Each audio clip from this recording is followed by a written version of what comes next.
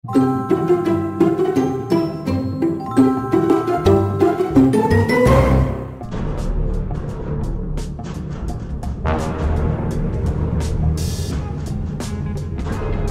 greatest warrior was proclaimed their king.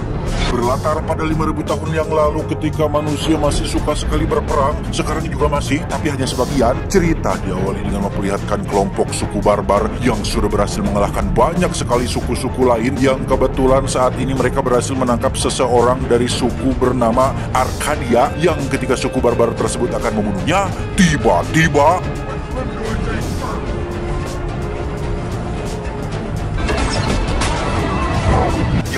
muncullah Mamang Draug yang dalam film kali ini bernama Matthaius yang merupakan adik dari suku Arcadia yang sedang diikat, di mana Matthaius yang seorang diri berhasil menyelamatkan kakak kandungnya sekaligus mengalahkan suku barbar hanya sendirian saja.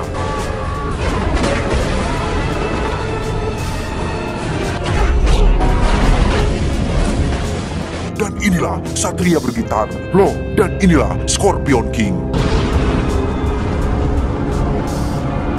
Sebelum zaman piramida, satu gerombolan mengerikan datang dari timur. Mereka memiliki seorang raja bernama Memnon yang merupakan ahli pedang terbaik yang pernah hidup di dunia ini, di mana Memnon dan pasukannya menjajah seluruh bangsa-bangsa, menantang semua suku untuk melakukan peperangan, dan hasilnya selalu menang berkat seorang penyihir yang bisa meramalkan setiap hasil peperangan.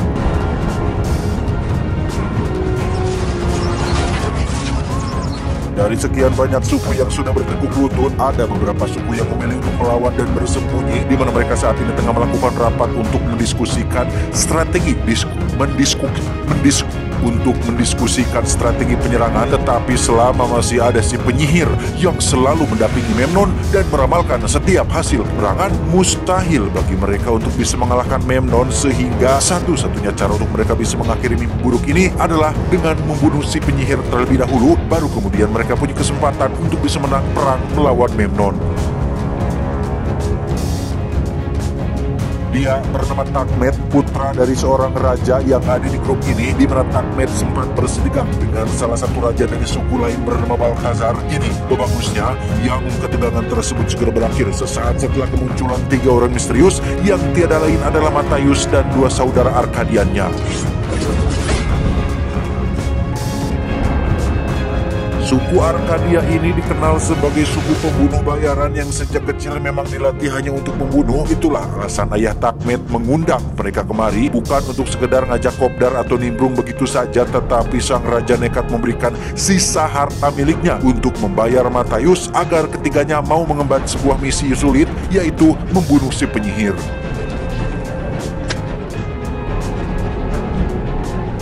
Mengendarai unta kesayangannya, Matthaius dan 2 saudaranya pun akhirnya tiba di camp tempat Memnon dan pasukannya bermalam. Di situ ketiganya langsung turun ke lapangan, melumpuhkan satu persatu penjaga untuk bisa masuk ke dalam tenda si penyihir.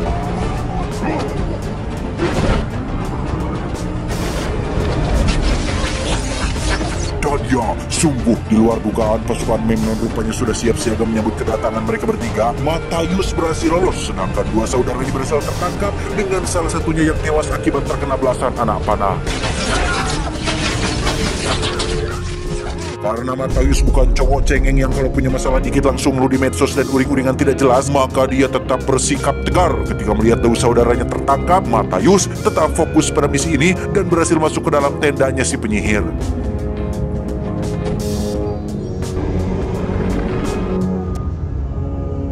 Dan betapa terkejutnya Matthaius saat baru mengetahui jika penyihir yang harus dia bunuh ternyata adalah seorang perempuan, sedangkan prinsip suku Arcadia adalah pantang membunuh anak-anak dan perempuan, sehingga ketika ada pasukan Memnon masuk, Matthaius justru malah fokus menghadapi mereka semua.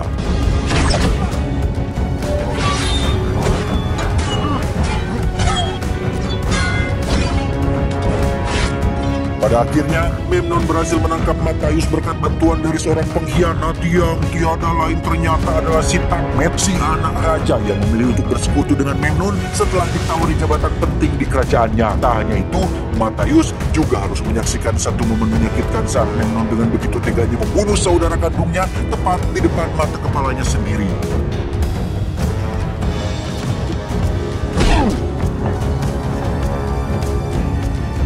Ketika Memnon akan membunuh Matthäus, si penyihir tiba-tiba melarang dia melakukannya dengan alasan dirinya baru saja mendapat penglihatan atau penerawangan bahwa apabila Memnon atau pasukannya membunuh Matthäus malam ini dengan tangan mereka sendiri, maka akan terjadi sebuah bencana besar yang bisa menghancurkan kerajaan ini, sehingga Memnon menggunakan cara lain untuk dapat membunuhnya. Ternyata, cara yang dimaksud adalah dengan mengubur Matthäus di lokasi yang menjadi sarangnya binatang kecil berbahaya, yaitu semut api. Tak sendiri, ada seorang pencuri kuda bernama Arpid yang juga kebetulan mendapat hukuman yang sama, sehingga setidaknya Matthäus tidak akan mati sendirian.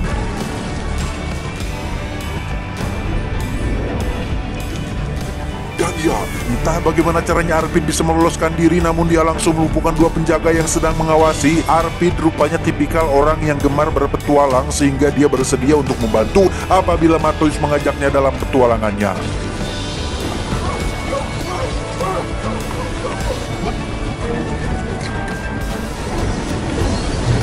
Sesampainya di kota dekat istana kerajaan Memnon, Matthäus menggunakan Arpid yang seorang buronan untuk bisa masuk melewati penjaga gerbang. Yang setibanya mereka di dalam, Arpid ditugaskan untuk menjaga unta peliharaannya, sementara Matthäus akan menelusuri sudut-sudut perkotaan untuk menemukan jalan rahasia yang aman untuk bisa masuk ke dalam istana Memnon.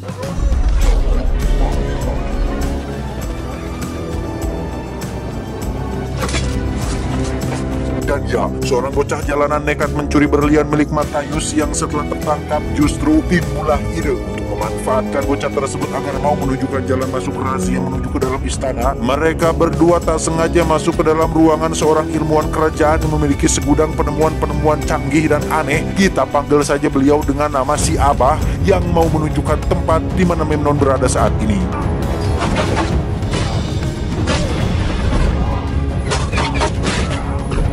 Ahli pedang terhebat yang disematkan kepada Memnon ternyata bukan hanya isapan jempol belaka, karena Memnon terbukti mampu menangkap sebatang anak panah yang dilesakkan tepat ke arahnya, yang ketika Matthäus tinggal sedikit lagi untuk membalaskan dendam kematian saudaranya, tiba-tiba saja muncul si bocah yang ketahuan dan dituduh sebagai pencuri, sehingga Memnon menyuruh Takmet untuk potong kedua tangannya sebagai hukuman atas perbuatan tersebut.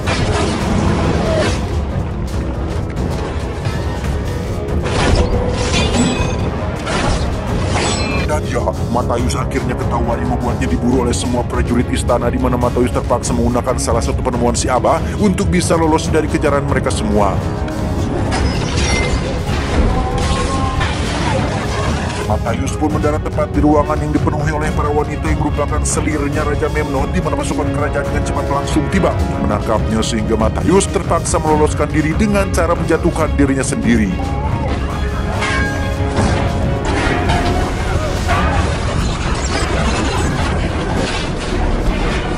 Dan walah, Matthäus mendarat tepat di kamar mandi tempat ibaknya si penyihir yang kebetulan sedang bubulucun alias tidak mengenakan pakaian. Wadaw! Yang karena para penjaga sudah berada di luar, Matthäus tidak memiliki pilihan lain selain membawa serta si penyihir untuk kabur melalui jalur pembuangan.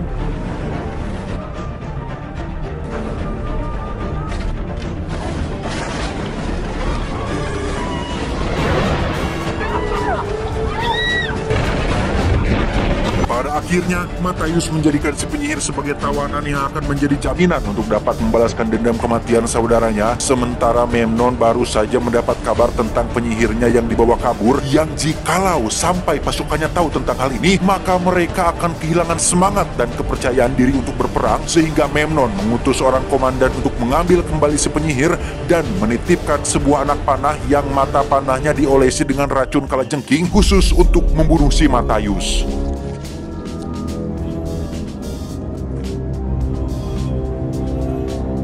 Cerita, Matthäus dan kawan-kawan tiba di padang pasir tepat saat komandan dan pasukannya juga tiba di sana, di mana Matthäus memiliki wawasan tentang cuaca alam pun memanfaatkan badai basir untuk melumpuhkan mereka semua.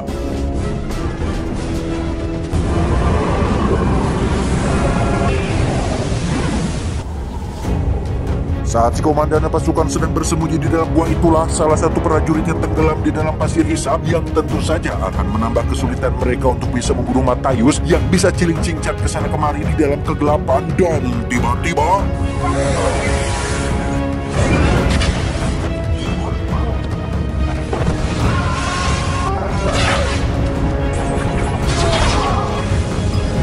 pertarungan pun dilanjutkan di tengah badai pasir di mana Matthäus berhasil melumpuhkan mereka semua. Namun sebelum kematiannya, si komandan sempat berhasil menancapkan anak panah beracun kalajengkingnya sehingga Matthäus langsung ngejoprak tidak berdaya.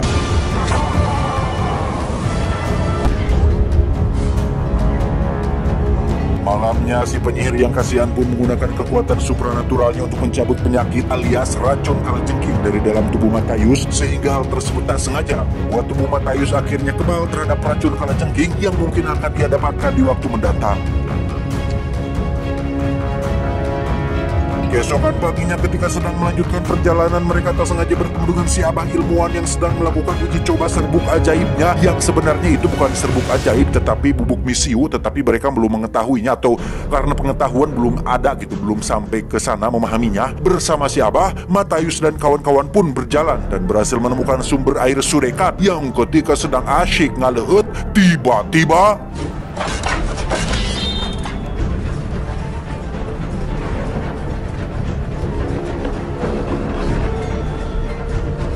ya, ternyata lokasi ini adalah wilayah tempat persembunyian Balthazar dan kaumnya, di mana Balthazar memerintahkan anak buahnya untuk membunuh si penyihir supaya urusan cepat tuntas. Namun Matthäus tiba-tiba maju ke depan dan menantang siapapun yang berani menjamah, bahkan menyentuh si penyihir, sehingga hal itu cukup membuat si penyihir menjadi terkesan dan timbul karetek rasa pogo alias cinta terhadap si mamang Matthäus yang suka meng-smackdown orang di dalam ring ini.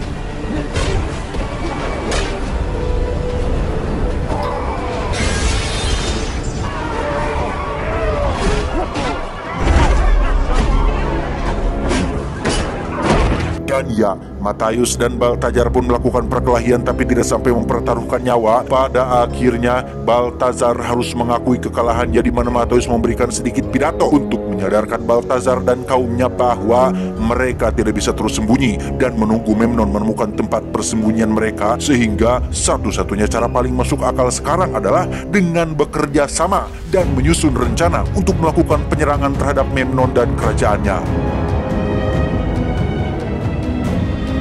Saat malam tiba, si penyihir kembali mendapat penglihatan tentang pasukan Memnon yang mendatangi tempat ini dan menimbulkan korban jiwa yang sangat banyak sekali, sehingga dia segera menemui Matthäus untuk memberitahukan hal itu, termasuk memberitahu tentang bagaimana cara Matthäus mati. Yang sebelum si penyihir selesai berbicara, Matthäus langsung menyela tentang takdir seseorang bahwa jodoh pati bagja cilaka semua sudah ada yang mengaturnya.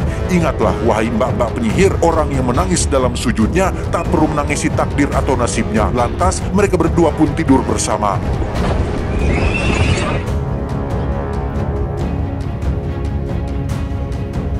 Saat semua orang masih tidur, si penyihir diam-diam kembali kepada Memnon demi untuk keselamatan mereka semua, sehingga ketika Matthäus bangun, alangkah terkejutnya dia saat si penyihir sudah tidak ada di sampingnya dan pergi begitu saja padahal belum dibayar. Tak ingin membiarkan si penyihir kembali menderita bersama Memnon, Matthäus nekat pergi sendirian menyusulnya, di mana Balthazar yang melihat hal itu pun memutuskan untuk ikut juga setelah merasa bahwa perjuangan ini bukanlah perjuangan Matthäus seorang tetapi perjuangan mereka semua.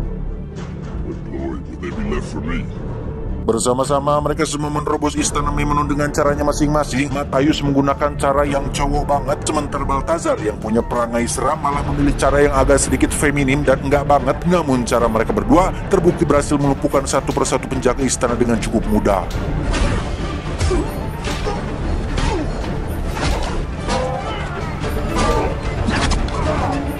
Sementara itu, Memnon tengah mengadakan pesta tepat saat panglimanya kembali mempertanyakan tentang di mana si penyihir, kenapa selama berhari-hari tidak muncul. Bukan apa-apa, si panglima hanya menyampaikan kekhawatiran para prajuritnya yang memang selama ini mereka itu punya kepercayaan diri karena ada si penyihir yang selalu bisa meramalkan setiap hasil peperangan, sehingga apabila si penyihir tidak ada atau bahkan tidak terlihat sama sekali, maka hal itu akan menjadi pertanyaan tersendiri bagi para prajuritnya. Dan tak lama muncullah yang ditunggu-tunggu, yakni si penyihir yang sudah mengenakan kostum setengah jadinya, yang karena si panglima dianggap sudah meragukan rajanya sendiri, maka Memnon langsung membunuhnya saat itu juga. Di ruangan pribadinya, Memnon merasa curiga kepada si penyihir yang dibiarkan hidup oleh Matthaius. Ia juga merasakan adanya perubahan pada si penyihir yang sudah mulai kehilangan kekuatannya, karena perlu Anda ketahui bahwa si penyihir memiliki pantangan yang apabila dia melakukan hubungan badan, maka kekuatannya akan hilang atau berkurang. Sedangkan kita tahu bahwa si penyihir tadi sudah melakukan pengenceritan dengan Matthaius sesaat sebelum dirinya pergi, sehingga untuk membuktikan bahwa kekuatannya masih ada, Memnon melakukan sedikit tes untuk mengetahui apakah kekuatannya masih ada atau tidak. Tes itu sendiri mengharuskan si penyihir untuk memilih 2 dari 6 pot yang diisi dengan ular kobra, yang jika memang kekuatannya masih ada, tentulah dia bisa memprediksi pot mana yang tidak ada isinya.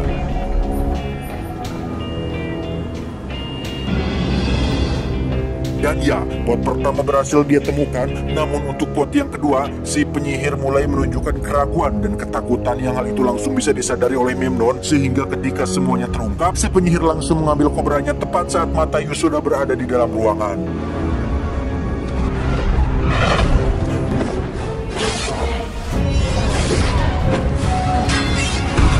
Tepat saat Memnon dan Matthaius masih melakukan pertarungan, muncullah Balthazar yang berhasil menerobos pasukan keamanan, yang di situ Memnon mengambil kesempatan untuk menyandra si penyihir dan membawanya ke tempat lain, sehingga Balthazar menyuruh Matthaius untuk segera pergi mengejarnya, sementara dia sendiri kembali bertemu dengan Takmet si pengkhianat, yang kesempatan tersebut Balthazar manfaatkan untuk membalaskan dendam atas kematian sang raja yang merupakan ayah dari Takmet sendiri.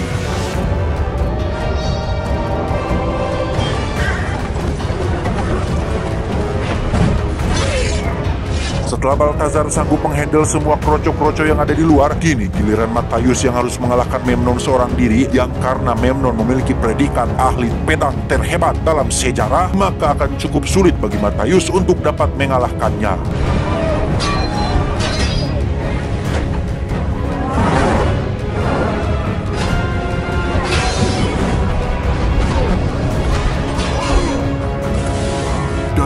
Sesuai dengan ramalan si penyihir, Matthaius pun harus tumbang terkena tembakan anak panah yang untungnya tidak sampai membuatnya tewas. Tepat saat si abah ilmuwan meledakkan gerbang istana menggunakan serbuk ajaibnya, kini giliran Matthaius dan Memnon melakukan duel final, di mana ini akan menjadi momen pembuktian siapa yang lebih jago di antara mereka berdua, yang karena tarikan busur Matthaius lebih kuat berkat rajin nge-gym setiap hari, Memnon pun gagal menghalau anak panahnya, sehingga